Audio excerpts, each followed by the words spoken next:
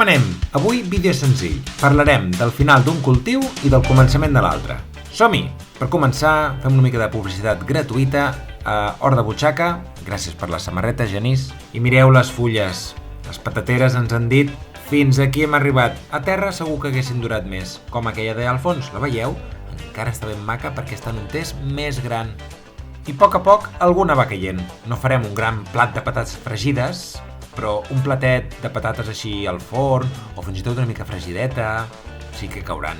Home, tenint en compte que vaig posar 4 patates grillades esmirriades, és un bon negoci. I un cop hem buidat i netejat, més o menys, els testos, posem terra nova, compost bo i col·loquem els següents cultius d'estiu.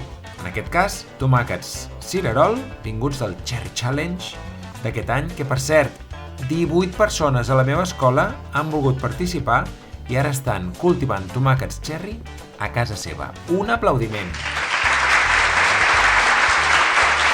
I recordeu, sempre que cuineu patates, aprofiteu-ne la pell, bulliu-la i feu un fertilitzant casolà fàcil i boníssim per les vostres tomaqueres, perquè creixin amb força i llueixin tant que us donin molts tomàquets aquest estiu.